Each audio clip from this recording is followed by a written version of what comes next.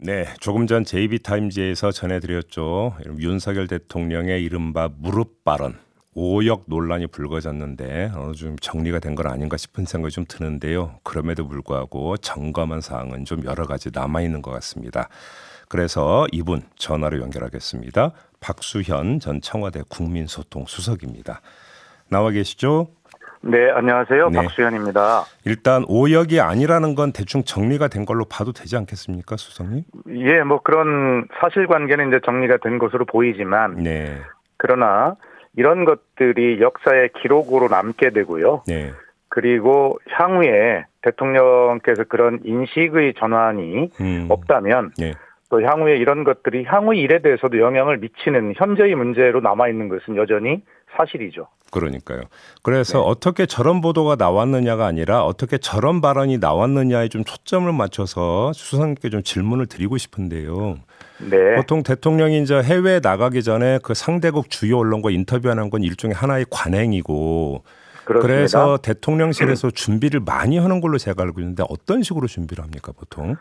그럼요.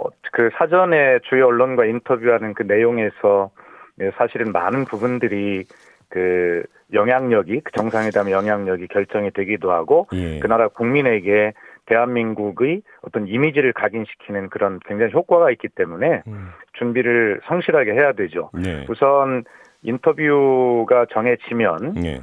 그 해당 언론사로부터 인터뷰의 질문 내용이 도착할 것 아닙니까? 네네네. 그러면 그 내용을 대통령실의 각 담당 부서가 그 정부의 각 부처와 예. 또 이렇게 잘 조율을 해서 일단 그 각 해당 분야의 답변들을 초안을 만들지 않겠어요? 네네. 그것을 취합하게 되고 그것을 또 대통령 비서실의 주요 참모들이 모여서 또 독해도 해보고 예. 그래서 이제 최종적으로 이제 그야말로 초안이 완성이 되면 대통령께 보고를 하게 되고 대통령의 여러 가지 의지와 철학이 있을 수 있으니까 거기에 첨삭이 이루어지는 과정이 있을 수 있고 네. 그것을 다시 한번 참모들이 검토하고 또 최종안을 다시 확정하는 이런 과정을 거치게 되는 것이 일반적인 시스템이라고 할 수 있죠. 그러면 그러니까 사전에 어떤 답변 요지 내지 답변 내용이 이제 작성이 돼서 올라간다라는 건데 그러면 실무진에서 설마 그러면 이른바 무릎 발언 있지 않습니까? 그걸 그대로 네. 써줬을 리는 없다고 봐야 되는 거 아닙니까?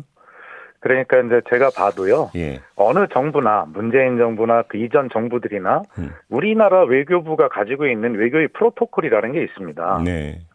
그런 것이 우리 외교 프로토콜은 아니잖아요. 그렇죠. 근데 다시 말해서 정부의 관료들은 일관된 입장을 가졌을 텐데 왜 윤석열 정부에 들어와서 그렇게 입장이 180도 다른 입장이 나오냐라고 하는 것은 그것은 대통령님이나 적어도 대통령실의 강한 의지가 개입이 된 표현이다 그렇게 봐야 되겠죠. 그러면 이게 이제 이 답변 요지 내지 답변서 내용에 있는 표현을 그대로 윤석열 대통령이 읽은 게 아니라 일종의 좀 애드립 발언이었다고 혹시 해석할 여지가 있겠습니까?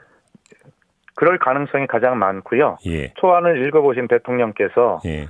하여튼 그 문제 지난번 한일 정상회담의 과정에서 있었던 그런 어떤 이어지는 일련의 어떤 발언으로 대통령께서 직접 이렇게 고쳐라라고 지시했을 가능성도 있고 애드립일 가능성도 있고 두 가지를 다 열어놓고 봐야죠. 아무튼 근데 인터뷰 과정에서 이제 이렇게 발언한 거는 발언이 나오는 순간에 더 이상 이제 다른 여지는 없는 거고 일종의 뭐 예를 들어서 이제 과거에 보면 마사지 이런 어떤 단어가 유행한 적도 있지 않습니까? 이런 그렇습니다. 게 외신과 인터뷰에서 불가능한 거 아닌가요? 그건 불가능하다고 봐야죠. 그것은 뭐 내신과 인터뷰에서도 대통령님의 말씀은 그게 소위 마사지에서 될 일이 아니고요. 네. 더구나 이렇게 중요한 역사 인식의 문제에 관한 그것이 수정이 될 일이 아니지 않습니까? 그러니까요. 예, 그래서 더구나 외신과 인터뷰한 이후에 제 기억으로도 제가 경험했던 청와대 생활로도 외신에게 이걸 이렇게 수정한다 설명한다라고 하는 것은 그건 대단히 결례이고 있을 수 없는 일이라고 생각합니다. 하나만 더요. 설사 그런 과정이 필요한다 하더라도 예. 굉장히 민감하고 중요하게 생각될 수 있는 문제이기 때문에 이것은 사전에 준비된 그대로 대통령의 철학과 뭐 모든 것들을 다 담아서 사전에 준비가 된 대로 철저하게 했어야죠. 하나만 더요. 그러니까 그럼 인터뷰 내용 녹음 있지 않습니까? 네. 그러니까 이제 언론사에서 당연히 녹음을 하고 뭐 촬영을 하면서 녹음이 될 텐데 네. 대통령실에서도 혹시 녹음을 합니까? 당연히 하죠. 그래요. 이런 중요한 일들에 대해서 녹음을 당연히 하고 기록으로 다 남기는 것이 원칙이고요. 뭐 네. 지금 대통령실 어떻게 하는지 모르겠습니다만 제가 경험한 대통령실이라면 적어도 이런 정도는 뭐 당연히 녹음을 하는 것이고 문재인 대통령의 청와대 시절에는 이거보다 훨씬 중요하지 않은 각종 회의들도 전부 다 녹음을 하는 것인데요.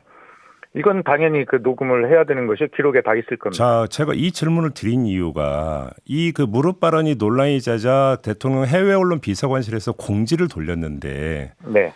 관련 부분에 있어서 그러니까 전원이라고 하는 주어를 빼고 공지를 돌렸거든요. 그러면 그렇습니다. 이건 의도적인 그 주어 생략이라고 해석을 해야 되는 겁니까? 제 개인적으로는요. 예. 해외 언론 비서관실이 그 부분이 문제가 될 것을 인식했기 때문에 그것을 뺐다 이렇게 보는 것이고요. 예. 그러니까 해당 기사를 작성한 기자가 거기에 주어가 분명히 들어있다라고 확인을 한 이상 한 것인데 비서실에서 그것을 뺀 것은 문제적 발언의 어떤 생각을 한 것이죠. 그래서 뺀 것이고 의도적 삭제라고 봐야죠. 근데 저는 거기서 참 납득이 안 되고 이해가 안 되는 게 아니 네, 인터뷰했던 워싱턴 포스트에서 당연히 녹음 테이프를 갖고 있는데 저걸 뺀다고 될 문제가 아니라는 걸 몰랐다면 그게 말이 안 되는 거잖아요. 그러니까 그런 것들을 뺄 수 있다라고 생각하는 자체가 예. 이 언론을 대하는 태도, 국민을 대하는 태도에 저는 심각한 문제가 있다고 생각합니다. 그렇기 때문에 계속 윤석열 정부에 들어와서 이런 일들이 계속 반복이 되잖아요. 네. 참모 기능이라고 하는 게 대통령께서 어떤 실수를 하시고 나면 그 실수를 덮기 위한 은폐와 왜곡과 축소와 이런 것들로 계속 이어지니까 신뢰를 할 수가 없는 거죠. 그래요. 있어서는 안 될 일입니다. 그것은. 알겠습니다. 그리고 해외 언론 비서관실이 보도를 보면 네. 저는 받아들일 수 없다라고 하는 그 부분에서 저는이라는 주어는 뺐지만 그 뒤에 예. 설득은 충분히 했다라고 저는 봅니다라고 거긴 또 주어를 넣어놨어요. 그러니까 자기들이 유리한 나는 국민들의 설득을 충분히 했다. 저는 뭐 그 설득을 충분히 했다라고 동의하지는 않지만 어쨌든 본인들이 주장하고 싶은 거기에는 주어를 넣어놓고 앞에 불리한 부분은 주어를 뺀 것. 그건 상당히 문제가 있다고 생각합니다. 알겠습니다. 아무튼 그럼 이 발언 자체에 대해서는 어떻게 평가하세요? 있을 수 없는 발언이죠.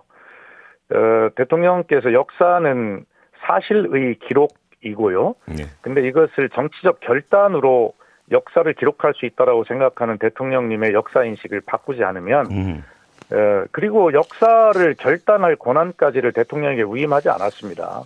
위임의 대상도 아니고요. 그래서 이 문제는 자꾸 대통령께서 정치적 결단, 정치 영역으로 역사의 문제를 그 문제까지 끌어들이는 것은 대통령님의 역사 인식에 근본적인 문제가 있다 이렇게 생각을 합니다. 다른 문제 좀 하나 여쭤볼게요. 그러니까 넷플릭스 25억 달러 유치했다라는 사실이 그러니까 보도가 됐고 대통령실에서 이제 브리핑이 있었는데 네. 과정에서 김건희 여사에게도 보고했다라는 내용이 지금 들어가 있거든요. 브리핑에 그게 있다고요? 예. 그러니까 기자들이 그러니까 그 김건희 여사가 어떻게 개입했다라는 거냐라는 질문에 대해서 그렇게 대답을 했다라는 건데요. 대통령실 관계자가. 대통령실 관계자가 언론에 대답을 했으면 그건 공식이죠. 그러면 이걸 어떻게 읽어야 어떻게 평가를 해야 되는 겁니까? 설사 김건희 여사께서 예. 개인적으로 그런 문제에 관심이 있으실 수도 있죠. 예. 뭐 국정 전반에 대한 관심은 아니겠죠. 그러나 관심이 특별히 있을 수 있어서 그 부분에 대해서 이례적으로 특별하게 보고를 했을 수는 있다고 봅니다.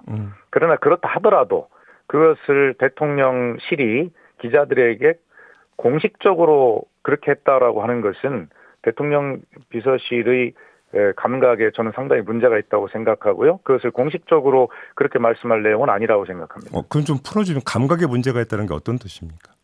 그러니까 예를 들어 설사 이례적으로 그런 보고를 했다 하더라도 예. 그것을 김건희 여사에게도 그것을 보고했다라고 이렇게 좀 브리핑을 한 것 아니겠습니까? 예. 그렇다면 그것은 다른 말로도 충분하게 설명을 할 수 있는데 김건희 여사가 그렇다면 이 국정에 대해서 계속 어떤 대통령 비서실로부터 보고를 받는 위치에 있고 보고를 받고 있다라고 하는 오해를 만들 수 있잖아요. 보고라는 단어는 보통 지휘 계통에 있는 사람에게 하는 행위 아닙니까? 그러니까요. 그래서 대통령 비서실이 공식으로 보고라는 용어를 써서 그렇게 말씀했다면 마치 이것이 김건희 여사가 국정 전반에 지금 시중에 그런 오해가 많이 있지 않습니까? 그렇기 때문에 그런 오해를 더 강화시킬 수 있는 그런 표현이고요. 보고의 대상이 아니죠. 그 문제가. 예. 그러니까 하여튼 영부인한테 그것은- 보고할 대상이 아니다. 저는 그렇게 생각합니다. 그러니까. 네. 근데 브리핑에서 이렇게 설명을 했다는 것은 대통령실 관계자가 아무런 문제의식을 갖고 있지 않다. 이렇게밖에 해석이 안 되는 거죠. 예, 그러니까. 예, 저는 그 부분도 더 큰 문제라고 생각하는 것입니다. 그러면 대통령실 내부에서의 어떤 가장 기본적인 원칙에 대한 인식에도 좀 문제가 있다. 이렇게 좀 확대 해석할 수도 있는 겁니까? 그러니까 처음부터 대통령의 도어 스태핑이 잘 출발을 했다고 저는 평가를 했지만 그 내용에 있어서 문제가 있을 수 있다라고 걱정을 했었거든요. 그런데 예. 결과적으로 대통령께서 공식 시스템으로 참모들과 상의된 준비된 발언을 매일 아침에 하시지 못하고 개인이 어떤 그때그때 답변을 하시다 보니 결과적으로 시스템이 무너지고 거기서 혼선이 생기고 대통령 비서실과 정부와 여당은 대통령의 그런 어떤 대통령이 규정한 내용에 따라가기 급급하고 그것을 덮기 바쁘고 이러다 보니까 사실은 모든 정상적인 그런 대통령 비서실의 그 기능이 참모 기능이 우왕좌왕되고 뒤죽박죽되고 모든 것이 대통령의 실수나 말을 덮는데 어떤 소모되는 이런 과정을 지금 1년 지났어요. 그래서 대통령께서